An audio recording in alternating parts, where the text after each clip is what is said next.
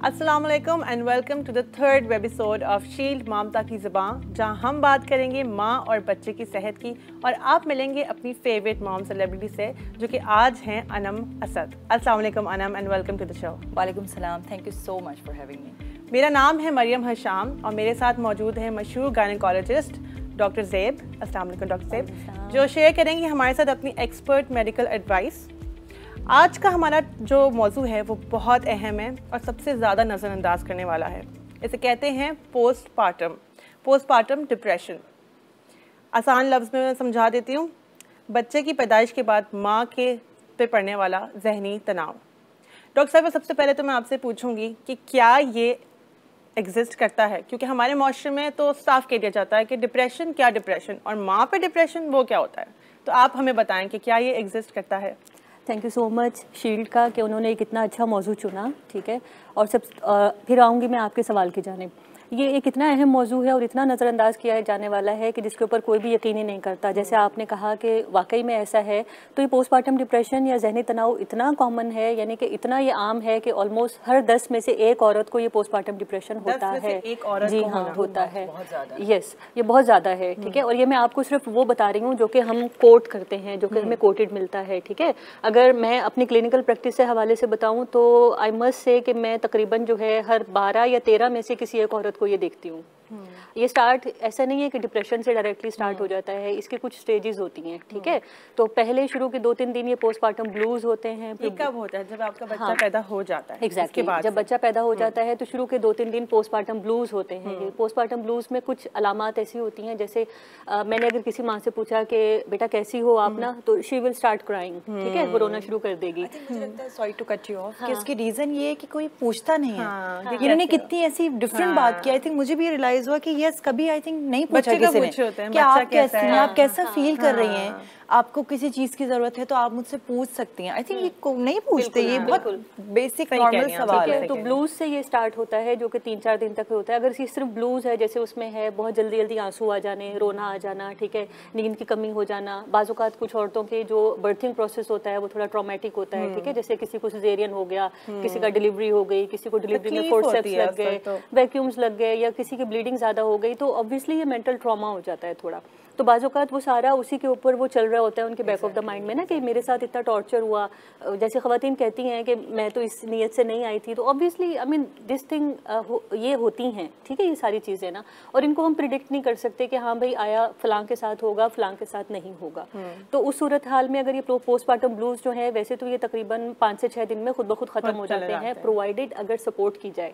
Family supportive है, घर वाले सपोर्टिव है, मियाँ ख्याल कर रहा है, यानी बच्चे को ख्याल कर रहे हैं कोई, ये नहीं कि सिर्फ माँ के ऊपर पूरी जिम्मेदारी डाल दी गई है ना। जैसे आप कह रही थी ना कि हर 10 में से एक खातून को होता है, तो यकीन माने मैं मेरे जितने भी जिनसे पूछूं, मुझे लगता है हर औरत जो है ना वो एक खातून होती है, गुजरती है मरियम। जैसे मैंने कहा ना पोस्टपार्टम ब्लूज तो इंतहाई कॉमन है, वो तो आप 30 में से एक कर लीजिए आप ना। जैसे कुछ खवातीन है, बच्चियां जैसे यंग होती हैं ना, जैसे सपोज टीनेजर्स हैं, जिनकी पहली बेबी होती है, बच्चे को उठाने में डरती हैं कि हाय मैं उठाऊंगी बच्चा गिर जाएगा, है ना, मैं उसको फीड कैसे कराऊंगी, नहलाऊंगी कैसे, ठीक है। तो ये तमाम छोटी छोटी बातें होती हैं जो कि पाइल अप होते होते वो जमा हो के वो बिल्कुल उसके दिमाग में इतनी आ जाती हैं कि यार I am not a good mother, से कि मैं कैपेबल नहीं हूँ, मैं माँ नहीं बन सकती। क्या आप उस वो एक खातून थी जो? यस, मैं आई थिंक इन सब फेजेस से गुजरी हूँ। मैं बल्कि ये भी कहती थी, मैं एक बार रो रही थी और ऐसे ही रो रही थी। मेरे हस्बैंड ने कहा आपको क्या हुआ है? मैंने कहा आई थिंक मुझे लग रहा है मैं अच्छी मदर नहीं हूँ, क्योंकि वो रो रहा होता था ना, मुझे लगता है शायद उसको भूख लगी है, मुझे लगता है हर वक्त उसको भूख लगी है। तो अम्मी ने मुझे समझाया कि भाई और भी प्रॉब्लम्स हो सकती हैं, उसे कोई पेन हो सकता है या कुछ और रीजन है, या वो वैसे ही रो रहा है। अच्छा, मुझे लगता था मुझे क्यों नहीं समझ आ रहा। मदर बनी है एग्जैक्टली। आपके बेटे की उम्र 1 साल हो गई अब तो माशाल्लाह। अभी वो सब कुछ एक्सपीरियंस से निकल आई हूँ मैं, एक्सपीरियंस हुआ है मेरा, लेकिन यस फ्रेश है। बट मुझे यही लगता था कि मैं क्यों नहीं समझ पा रही हूँ, शायद मैं अच्छी मम्मा नहीं हूँ। तो मैं रो गई थी एक बार, ये हुआ है मेरे साथ। जैसा आपने कहा कि आपने कहा मैं क्यों नहीं समझ पा रही, तो क्या आपने समझने की कोशिश की थी होने से पहले? जी बहुत, सबसे सुन रही हूँ, ये होता है जो मिल रहा है आप प्लीज बता रहे, तो मैं सुनती थी। हाँ जी ठीक है, वीडियो देख रही हूँ, मेरे पास हर तरह की वीडियोस थी, गूगल कर रही हूँ मैं, और मेरे शॉर्ट लगे होते थे। लेकिन उसके बाद मुझे लगता है जो आप एक्सपीरियंस जो करते हैं ना, सबका डिफरेंट एक्सपीरियंस होता है। उससे जो मैंने सीखा है ना, सीरियसली मैं फोन से या लोगों से नहीं सीख सकी। जैसे आपने कहा, आप जो डॉक्टर साहिबा ने कहा आप भी उसके गुजरे हैं, तो आपको क्या लगता है कि हमारे माशरे में ये जो होता है हर औरत के साथ, वो क्यों होता है? ऐसे क्या वजूहात पीछे बन रही होती हैं कि शायद वो हर औरत जो है या जो औरतें जिनको पोस्टपार्टम डिप्रेशन हो जाता है, वो क्या वजूहात होती हैं आपके ख्याल से? देखिए, इसकी रीज़न मुझे ये लगती है कि अब जैसे उन्होंने कितनी बेसिक सा सवाल किया है, हमें ये लगता है कि हम औरत है ना तो बस औरत ही सब करेगी। आपने देखा होगा हमारे तो बल्कि शादी के बाद अगर मर्द खाना बना ले तो कहते हैं अच्छा आप खाना बने तो आपकी बीवी नहीं, इसका मतलब आप तो जोरू के गुलाम है। वो ये वाली चीज हो जाती है, हम ये एक्सेप्ट ही नहीं करते। आप सारी जिम्मेदारी माँ के ऊपर तो आप ही करेंगी ना सारा, तो इसीलिए वो फिर बेबी होता है, कोई कौन पूछेगा कि पता होगा इनको, कर लेगी, मैनेज कर लेगी, तो औरत है, यू नो। वो ये नहीं सोचते कि नहीं यार वो भी एक औरत है, मतलब एक इंसान भी है। बड़ी बात है, आप इतने बड़े एक जिनका ऑपरेशन होता है, ट्रॉमा होता है, उससे आप गुजरे होते हैं। और मैं कहती हूँ अल्लाह ताला ने अगर आपको, हमें जो 40 दिन का एक बोला गया है एक रेस्टिंग पीरियड होता है, अगर वो दिए तो कुछ सोच समझ के दिया है कि उसमें अगर आप थोड़ा सा सपोर्ट दे दें, अगर हमारे जो मुआशरा होता है, हमारी फैमिली होती है, जो और लोग होते हैं वो दे दें, तो उसमें होता है कि माँ को थोड़ा समझ आने लग जाता है। मुझे लगता है एक और बहुत मेजर रीजन जो होता है वो ये होता है कि नींद पूरी नहीं हो रही होती। नींद नहीं होती तो इंसान का दिमाग पूछता ना स्टिल अभी कि नींद में कि नींद क्या होती है, रात की नींद क्या होती है, मैं तो भूल गई हूँ कि रात की नींद क्या होती है। काफी अभी नींद सबसे ज्यादा कॉम्प्रोमाइज आपका नींद पर होता है। एग्जैक्टली, तो वो भी आपको पता है, रात की नींद जब पूरी नहीं हो रही होती तो आप वैसे भी स्ट्रेसफुल हो जाते हैं, फ्रेश फील नहीं कर रहे होते, तो उसमें फिर आपको बेबी को भी देखना है, क्योंकि वो अर्ली मॉर्निंग अगर उठ गए या उनका रात में 10 दफा दूध पीना होता है उन्होंने, तो यू नो मुझे लगता है बहुत छोटी छोटी चीजें होती हैं जो आती रहती हैं और फिर वो किसी को मालूम नहीं होती। माँ अपने अंदर लेती जा रही होती है, वो उसके दिमाग पे जाती जा रही होती है, फिर नींद नहीं मिल रही होती, जिस्म जो है वो अभी उसको ज़रूरत होती है ताकत की, वो नहीं होता, और डबल ट्रिपल हमारी जो है वो जिम्मेदारियाँ बढ़ जाती हैं। बच्चे को संभालना बहुत वो होता है। मुझे तो याद है कि मैं तो उठा नहीं पाती थी बच्चे को, क्योंकि मेरी बॉडी इतनी वीक हो गई थी, और ये हर माँ के साथ होता है। और उस पर फिर आपको अगर जिम्मेदारियाँ हों इतनी, और फिर एक और मुझे लगता है आपका पूरा जो फिगर होता है, बॉडी होती है, वो आपकी हो जाती है। तो हम भी तो वैसे, मैं क्या कहूँ, हम क्या होते हैं ना, हम भी बॉडी को टाइम नहीं देते। हम भी कहते हैं दूसरे दिन हम बिल्कुल सही हैं। लेकिन आप देखिए कितना बड़ा कॉम्प्रोमाइज है। सबसे पहली बात तो ये कि आप अपने इतना मेहनत करके अपने आप को कम करते हैं, डाइट करते हैं, उसके बाद अपने कॉम्प्रोमाइज करते हैं अपने वेट के लिए। इसके अलावा भी मैं जब अपने आप को शीशे में देखती थी, मैं कहती थी यार ये मैं हूँ, और आपको इस वक्त लग रहा होता है कि अब तो कोई वापस जाने का मुझे ऐसा लगता। मैंने अपने ड्रेसेस दे दिए थे, जो मेरी पैंट थी, मैं कहती थी शायद मैं आई थिंक मैं वापस वो उस शेप में नहीं आ सकती, इतनी छोटे पतले पतले कपड़े नहीं आ सकूंगी मैं, मुझे ऐसा लगता था। तो डॉक्टर साहब, जैसे आपने कहा कि 3 से 4 दिन 5-6 दिन लगते हैं थोड़े वो ब्लूज को ख़त्म होने के, तो एक औरत को कब पता चले कि अब मुझे जो है ना ये ब्लूज नहीं है, ये वाकई मुझे डिप्रेशन में जा रहे हैं, मैं कब जो है वो लूँ, इस पे जाके किसी डॉक्टर को कंसल्ट करूँ या इसकी मदद लूँ? मैं उसी चीज़ को बढ़ाना चाहूँगी आगे कि जैसे छोटी छोटी चीज़ें होती हैं, मैं चिड़चिड़ाहट है, नींद ना आना, फीलिंग ऑफ इनएडिक्वेसी कि मैं अच्छी माँ नहीं हूँ, मैं अच्छी माँ नहीं बन सकती, मैं फीड सही नहीं करा रही हूँ, ठीक है। प्लस एकदम अगर वो ख़वातीन जिनको फ़ौरन बच्चे की पैदाइश के बाद घर के काम करने होते हैं तो फिजिकल स्ट्रेस भी हो जाता है, ठीक है। तो और सबसे बड़ा जो मेजर जो इसमें ताल्लुक होता है वो होता है हार्मोन्स का, ठीक है। तो प्रेगनेंसी में जो हार्मोन्स बन रहे होते हैं वो बच्चे की पैदाइश के बाद फ़ौरन नीचे आ जाते हैं, यानी डिक्लाइन कर जाते हैं। जब वो डिक्लाइन करते हैं तो बॉडी ऑब्वियसली थोड़ा टाइम लेती है वापस आने के लिए ना। तो एक तो सबसे बड़ी वजह ये होती है, दूसरा ये प्रेगनेंसी का स्ट्रेस होता है, तीसरा बर्थ का अपना स्ट्रेस है, ठीक है। कि अब सपोज अगर कोई नॉर्मल वजाइनल डिलीवरी के लिए आई है और किसी भी वजह से उसका सिजेरियन हो रहा है, तो ऑब्वियसली एक दिमाग में वो भी बात हो जाती है कि यार मैं तो नॉर्मल डिलीवरी के लिए आई थी, मेरा सिजेरियन हो गया, तो ये भी मेरे लिए स्ट्रेस है। प्लस हमारे माशरे में अभी तक बहुत सारे लोग जो हैं ऑपरेशन को एक्सेप्ट नहीं करते हैं, ठीक है। हालांकि ये एक बड़ी मतलब नॉर्मल और एक आम सी बात है कि मैं इस चीज़ में सिर्फ एक छोटी सी एग्जाम्पल दूंगी, प्लीज़ इजाज़त दीजिएगा। उसमें यह है कि हम पिछले ज़माने में जब होते थे तो कभी आपने पुरानी फिल्मों में देखा हो कि एक दाई या कोई डॉक्टर आती थी रूम से बाहर, वो कहती थी हम माँ को बचा सकते हैं या बच्चे को बचा सकते हैं, ठीक है। तो कॉम्प्लिकेशंस हर ज़माने में रही हैं। बच्चे नाउज़बिल्ला या खुदा न खास्ता बच्चे पैदा होते ही फौत हो जाते थे, माएँ भी मर जाती थीं। अब हमारी साइंस ने इतनी तरक्की कर ली है कि अगर कोई डॉक्टर समझदार आपको आके बता रहा है कि भाई अब ये नहीं हो सकती नॉर्मल डिलीवरी, तो ये सिजेरियन होगा तो होगा। कोई भी डॉक्टर आपके साथ बुरा नहीं करना चाहेगा। अगर 100 में से कोई 2 ऐसे होंगे तो हम 98 को हम ख़राब नहीं कह सकते, ठीक है। एक बात। 2 ये कि ये भी एक स्ट्रेस हो जाता है अब फैमिली स्ट्रेस ले रही है सास, अरे भैया इसका तो ऑपरेशन हो गया, अब ये तो तो कुछ बहुत बहुत होता है। तब जो है वो जैसे हमने ये सारी बातें की, तो जैसे अब ये तो मतलब हर औरत के साथ हम सब गुजरते हैं, तो ये इस चीज़ को सीरियस कब लिया जाए? मैं आपको यही बताना चाह रही हूँ कि अब अगर ये सारी चीज़ें जमा होती रहेंगी, औरत अपने अंदर जमा करती रहेगी, तो उसमें क्या होगा कि उसकी नींद की कमी हो जाएगी, भूख नहीं लगेगी, इंतहा दर्जे की चिड़चिड़ाहट आ जाएगी, बच्चे को वो बिल्कुल गोद में नहीं लेना चाहेगी, वो ये चाहेगी कि ये बच्चा ही वजह है जो ये सारे मसले मसाइल मेरे साथ हो रहे हैं, ठीक है। और फिर वो अपने आप को भी एग्जैक्टली वो कसूरवार ठहराती है कि यार मैं माँ बन गई तो इसकी वजह से ये सब कुछ हो रहा है।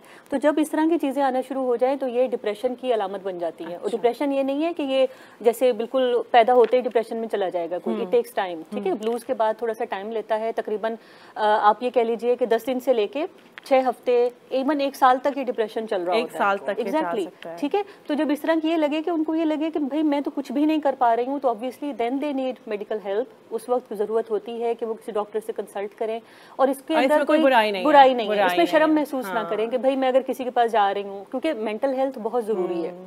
तो अनम, आपकी एक तो बच्चे की होती है कि केयर करनी होती है, उसके 10 काम होते हैं, लेकिन पैदाइश के वक्त आपके बच्चे की आपकी जिस्मानी और जहनी हालत क्या थी? अच्छा, मैं आपको बताऊं कि मैं बहुत ही नॉर्मल चेकअप के लिए गई थी। अच्छा। मेरे साथ वही हुआ था कि मैं नॉर्मल चेकअप के लिए गई थी, बट मुझे इशू ये था कि मेरा बीपी बहुत हाई रहता था। अच्छा। तो डॉक्टर ने, जब मैं नॉर्मल चेकअप के लिए गई थी, जब उन्होंने देखा मेरा बीपी हाई था, तो उन्होंने कहा कि आपको ऑपरेशन करना पड़ेगा। और फिर वही हुआ था, सबने कहा कि नहीं, ऐसे नहीं, मैं नहीं करवाऊंगी ऑपरेशन, मैं मेंटली रेडी नहीं हूँ।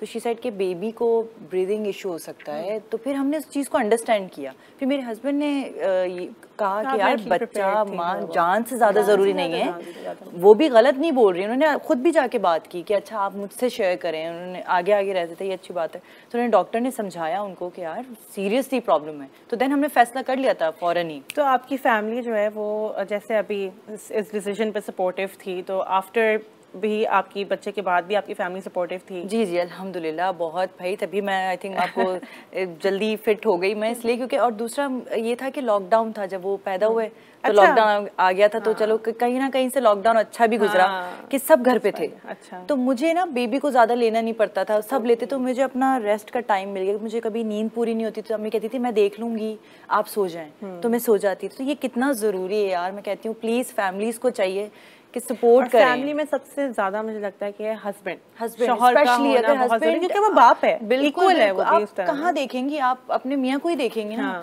आप शादी के बाद अपने मियाँ के को ही देखेंगी ना। आप माँ बाप को कहाँ कब तक कोई कर लेगा, मुझे बताएं। अपने हस्बैंड से चाहेंगी ना आपके यार वो, और जिम्मेदारी भी शौहर की बनती है, वो भी उनकी लाइफ चेंज हुई है, वो भी फादर बने भाई, वो भी यू नो। तो डॉक्टर साहिबा, ये जो अगर पोस्टमार्टम डिप्रेशन किसी को हो गया और वो उसको पता भी चल गया कि अब वो डॉक्टर के पास भी आ गया, तो आप इसको किस तरह इसका इलाज करती हैं फिर? देखिए, सबसे पहली बात तो ये है कि हम उसके अंदर जो, ज़ाहिर है मैं साइकेट्रिस्ट नहीं हूँ या साइकोलॉजिस्ट, लेकिन मैं आपको बेसिक बता सकती हूँ कि क्या होता है।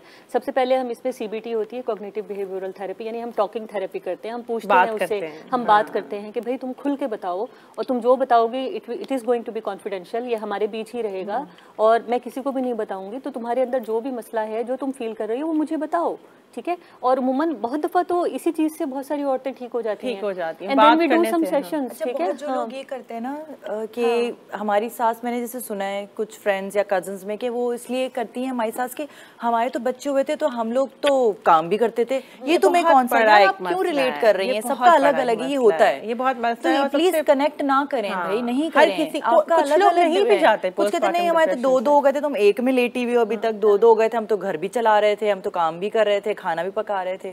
आप क्यों उसको अपने आप को उससे रिलेट कर रही हैं? और इंसान के अंदर एक प्रेशर आता है कि अच्छा बाकी लोग तो कर पा रहे हैं, मैं नहीं कर पा रही हूँ। हाँ, वही मैंने कहा ना, फीलिंग ऑफ इनएडिक्वेसी ना, ये सबसे बुरी फीलिंग होती है कि बंदा अपने आप को कमतर समझे ना, कि यार मैं तो हूँ ही नहीं, मैं तो किसी काबिल ही नहीं हूँ ना कुछ करने के ना। तो सबसे पहले हम तो एक टॉकिंग थेरेपी करते हैं। अगर उससे भी किसी को आराम नहीं आता है, या उससे हमें लगता है कि नहीं यार इसको किसी मेडिकल ट्रीटमेंट की भी ज़रूरत है, तो फिर ऑब्वियसली हम रेफ़र करते हैं। अगर रेफ़र नहीं तो हम किसी को थोड़ी बहुत उनको जो है मेडिकल ट्रीटमेंट देते हैं, जिससे उनको थोड़ी बहुत हेल्प मिले। साथ में मैं अमूमन ये करती हूँ कि जब भी मैं किसी इस तरह काउंसलिंग के लिए बुलाती हूँ, तो मैं हमेशा कपल को बुलाती हूँ, यानी हस्बैंड वाइफ, ठीक है। मैं उनको बुलाती हूँ। इवन मैं जब एंटीनेटल भी कर रही होती हूँ, तो मैं कहती हूँ कि अगर कहीं मुझे प्रॉब्लम नजर आए तो हस्बैंड भी साथ आएँ, ताकि वो भी समझें एक मसले को ना, उसको देखें कि भाई कोई औरत किस तकलीफ से गुजर रही है। मैं जब हॉस्पिटल जब भी गई हूँ ना, मैं अपनी मियाँ के साथ ही गई हूँ। मैं उनके अलावा अपनी, जैसे होता ना अम्मी के साथ चले जाओ, मामा के साथ चले जाओ, मैं कहती थी नहीं, क्योंकि मैं जिस स्टेज से हर मंथ गुजर रही हूँ, मैं चाहती थी उनको पता हो। और वो उस पर स्टडी करते थे, वो उसको देखते थे। और फिर मैंने उनसे, ये मैं तो कहूँगी हर बीवी करे, मैंने ये किया है, मैं चाहती हूँ हर बीवी करे, नहीं करती हैं औरतें, सब करना, कि मैंने जब बेबी हो गया था तो मैंने कहा देखिए मैंने इतना कॉम्प्रोमाइज़ किया, इतना पेन बर्दाश्त किया, तो अब मुझे गिफ्ट चाहिए। तो मैंने कहा था मुझे कुछ भी दें, डायमंड रिंग दें या इयररिंग्स दें, कुछ भी गिफ्ट। तो भाई हर शौहर को चाहिए कि अपनी बीवी को गिफ्ट करें। इसके अलावा और क्या क्या आप, क्योंकि आपके सारे चैलेंजेस समझती हैं और आपको पता है बहुत अच्छे से, तो आप शौहरों को, पार्टनर्स को क्या एडवाइस देंगी इस सारे सिलसिले में, ताकि उनकी बीवियों को ना हो, माओं को ना हो? क्या ड्यूटीज होती हैं आपके हिसाब से? क्या मैंने खुद भी देखा है, जब मैं हॉस्पिटल में होती थी ना, कि जैसे डॉक्टर के पास जा रहे हैं तो वो खुद बाहर बैठे होते थे हस्बैंड, और कहते थे आप चली जाएं या अम्मी के साथ भेज दें, जो मैं बात कर रही हूँ। मैं चाहती हूँ हर वक्त साथ रहें, हर वक्त जिस दौर से, जिस चीज़ से वो गुजर रही है ना, आपको भी पता होना चाहिए, आपको एक एक चीज़ का पता होना चाहिए, वो अभी क्या फील कर रही है, कौन सा मंथ है, उसको ये भी पता होना चाहिए उनको। तो प्लीज़ मैं चाहती हूँ हर हस्बैंड को, एहसास सबसे ज़रूरी है, एहसास करें भाई, साथ साथ रहें अपनी बीवी के, उनको ना इनकरेज करते रहें कि सब ठीक हो जाएगा, यू विल बी फाइन, मैं आपके साथ हूँ। ये बहुत बड़ी बात होती है कि मैं आपके साथ हूँ, जब भी हो मुझे कॉल कर लें, आप किसी चीज़ की ज़रूरत है। जहन भी इंसान का बढ़ जाता है कि अगर अकेला बैठा हुआ है, एक तो हार्मोनल चेंजेस जैसे हमने बात की, उसमें आप सोचने भी बहुत लग जाते हैं, हाँ मखाए पता नहीं कौन कौन सी बातें याद आ रही होती हैं। तो ये भी एक बहुत बड़ा, और फिर ड्यूटीज भी आप डिवाइड करें, रात में सिर्फ कर लें, माँ का काम नहीं होता। तो ये अच्छा, मैं एक मजे का सवाल है अभी मेरे दिमाग में आया कि जो पोस्टमार्टम डिप्रेशन है, क्या ये बाप को नहीं होता, ये सिर्फ माँ को होता है? बहुत होता है, बहुत होता है, बहुत होता है। लेकिन हमारे यहाँ ये भी एक टैबू है ना कि मर्द बोल नहीं सकता ना, ठीक है, और वो अपनी कैफियत किसको बयान करेगा? वो घर वाले औरत की नहीं समझ रहे, मर्द की कहाँ समझेंगे, ठीक है।